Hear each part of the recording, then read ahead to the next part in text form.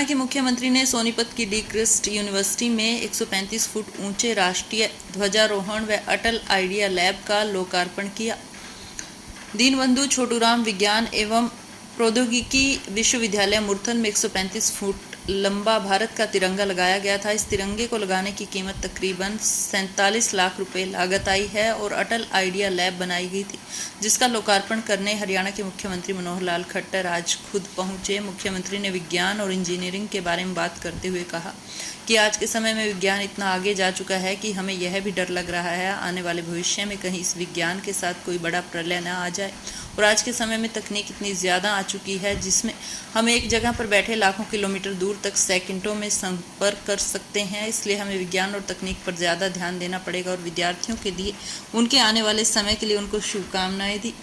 मुख्यमंत्री मनोहर लाल ने कहा कि आज खरगोदा में भी 2 मूर्तियों का अनावरण हुआ है और जब यहाँ पर 135 फुट लंबे तिरंगे का उद्घाटन किया तो एक अलग ही खुशी उन्हें महसूस हुई। और साथ ही कांग्रेस पार्टी पर कटाक्ष करते हुए कहा कि कांग्रेस पार्टी तो ऐसे कर रही है जैसे उनके समय में ऐसी कोई आपदा आई ही ना हो। और साथ ही दिल्ली सरकार पर धावा बोलते हुए कहा कि दिल्ली सरकार ने प्रलय आने से पहले हमें क्यों नहीं बताया? क्या हम सब सिर्फ प्रलय आने पर ही ध्यान देंगे? उससे पहले हमारा कोई कर्तव्य नहीं बनता। इसलिए यह समय आरोप प्रत्यारोप का नहीं है।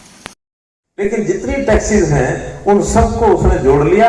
जोड़ने के बाद सबका जैसे मालिक वो हो गया हो, ऐसे ही फटाफट उसके ऐप के ऊपर हम डालते हैं कि मैं यहाँ खड़ा हूं, मुझे टैक्सी चाहिए, विद इन 3 मिनट्स या 5 मिनट्स टैक्सी आ जाती है। अभी आइडियाज है, ये एक स्टार्टअप सा किया हुआ काम है, बिजनेस है। तो साइंस के विद्यार्थी जो इस आइडियाज को परिपक्व कर सकते हैं, आगे बढ़ा सकते हैं, बहुत उनके चांसेस है, अवसर है इसके तरफ आगे बढ़े। आज के इस अवसर पर ऐसे सब विद्यार्थियों को, मुझे यहाँ विद्यार्थी थोड़ा कम लग रहे हैं, फिर भी जो यहाँ बैठ रहे हैं उनके माध्यम से हम अपने इन बच्चों को पढ़ाई के समय ऐसी चीजों का उपयोग करते हुए आगे बढ़ने के लिए प्रेरित करें। बहुत बहुत धन्यवाद। हमारे इस क्षेत्र के सांसद श्री रमेश कौशिक जी, हमारे विधायक राई से श्री मोहनलाल कौशिक जी, विधायक गन्नौर से भाई निर्मल चौधरी जी,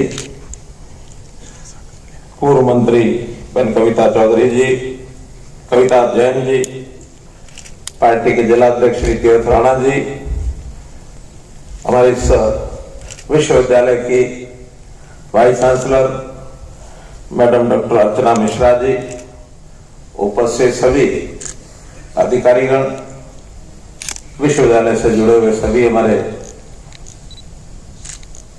प्राचार्यगण, आचार्यगण, और यहाँ के कर्मचारी बंधुओं, उपस्थित विद्यार्थीगण, आज का यह अवसर बहुत एक प्रेरणा देने वाला अवसर है कि सबसे पहले तो इस परिसर में मुझे लगता है कि पूरे सोनीपत जिले में इस प्रकार का कोई प्रकल्प नहीं बनाया गया होगा कि सबसे ऊंचा तिरंगा झंडा 135 फुट की ऊंचाई अपने आप में गौरव देने वाला ये प्रोजेक्ट है। हम सब गौरवान्वित हैं। देशभक्ति की भावना इससे पैदा होती रहेगी। जब भी कभी परिसर में अथवा परिसर के बाहर से भी, मुझे लगता है कि अगर हाईवे से भी निकलेंगे तो भी 135 फुट ऊंचा ये झंडा देशभक्ति की याद आपको दिलाता रहेगा। जैसा बताया मैडम ने कि अपने आप में इसमें एक लाइट की व्यवस्था भी होगी। ये दिन रात जो है ये फ्लैग होइस्ट करता रहेगा, क्योंकि एक नियम बना है कि किसी भी फ्लैग के ऊपर लगातार आप अंधेरे के समय लाइट का प्रकाश अगर उसके ऊपर प्रतिबिंबित होता रहेगा तो फिर रात को भी उसको उतारने की आवश्यकता नहीं है। तो उसमें से भी एक ये प्रथा बनी है। लगभग 2 साल में इस प्रोजेक्ट को पूरा किया गया है। बहुत टेक्निकल काम है। 46 लाख रुपए का इसके ऊपर खर्च आया है और इसमें लिखा नहीं है, लेकिन मेरी जो जानकारी है लगभग हर 6 महीने बाद इस ध्वज को बदलना भी होता है। तो वो भी अपने आप में बड़ा काम होता है। इसका जो आकार है, ट्राइकलर नेशनल फ्लैग का जो आकार है 36 फुट बाई 24 फुट ये आकार है। 3 कलर जैसा अपने को पता है इसके ये सब होते हैं। तो एक प्रोजेक्ट इसका आज उद्घाटन हुआ, इसके लिए मैं आपको बहुत बहुत बधाई देता हूं। इसी प्रकार अन्य परियोजनाएं जिसमें विज्ञान और वास्तुकला की जो ये दो पहल की गई है, एक तो अटल अकादमी और इसी प्रकार से आइडिया लैब का उद्घाटन। अब ये दो चीजें विज्ञान की ओर हमें आगे बढ़ाने के लिए इनका बहुत बड़ा उपयोग है। जैसा हमारी यूनिवर्सिटी है डीक्रस्ट, यानी जैसा इसका नाम है, तो साइंस एंड टेक्नोलॉजी यानी Deenbandhu Chhoturam university of science and technology. तो विज्ञान के अंदर हमारे विश्वविद्यालय खास करके हरियाणा के बहुत प्रगति कर रहे हैं, बहुत आगे कर रहे हैं। और जैसे ये आइडिया लैब, इसका भी काफी समय पहले मैंने इसका उद्घाटन यानी किया था।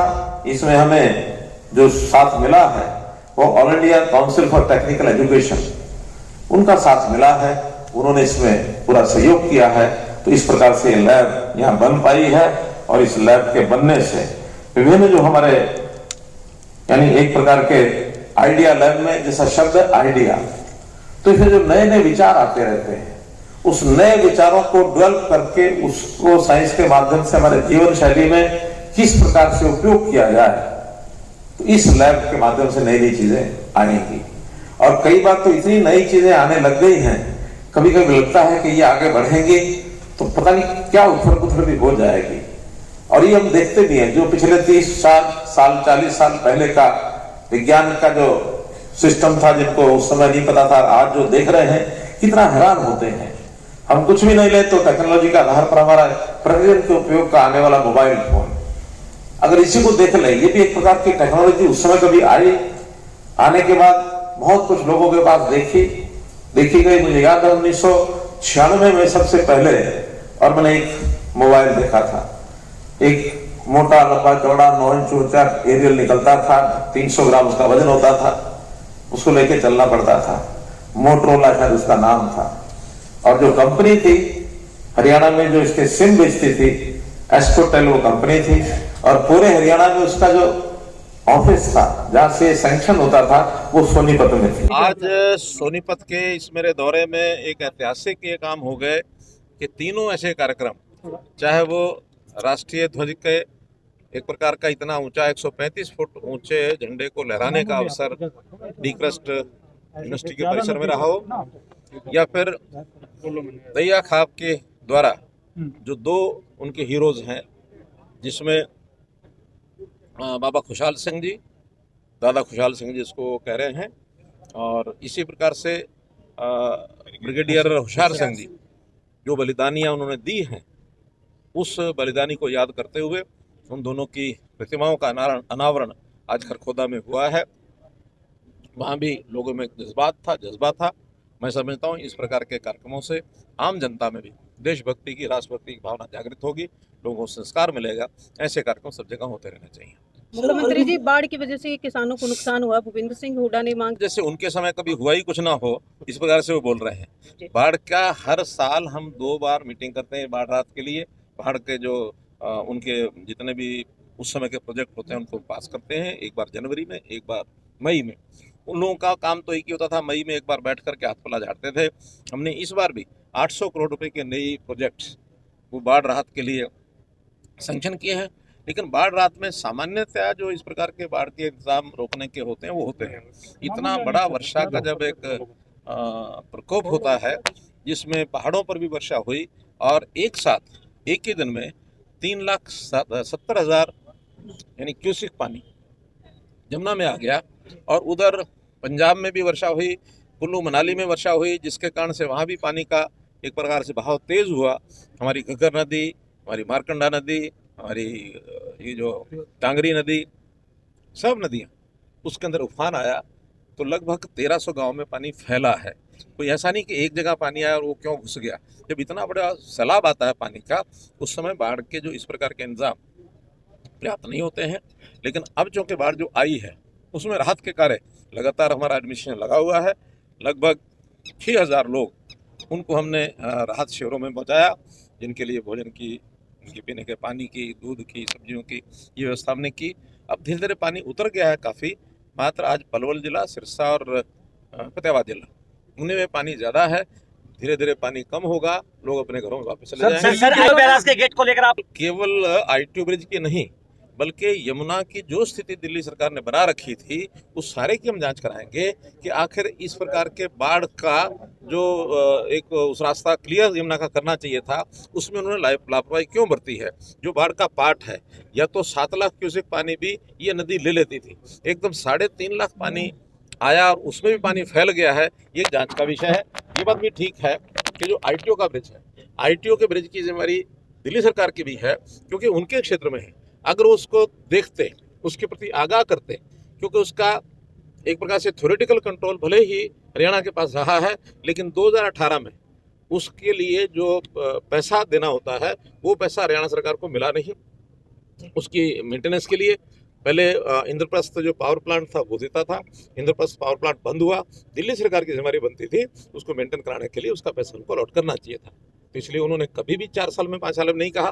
तो ये एरिया उनका है, उनको चिंता होनी चाहिए। हमारे क्षेत्र में अगर किसी प्रदेश के कंट्रोल का कोई प्रोजेक्ट होता है हम उनको बताते हैं। जैसे गुड़गांव की जो लेक है, उस लेक में पानी इकट्ठा होता है। हमने वहाँ के एलजी से, वहाँ के मुख्यमंत्री से, सबसे कहा कि आपके यहाँ जो ड्रेन नंबर 8 है, जिसको नजरगढ़ नाला कहते हैं, उसकी सफाई नहीं है। जब तक वो सफाई नहीं करेंगे तब तक पानी जमुना में नहीं जाएगा। गुड़गांव में उसका प्रभाव पड़ता है। उसका परिणाम निकला, एक कमेटी बनी। उस कमेटी के निकलने के बाद एलजी सामने खड़े होकर के 30,000 टन वहाँ से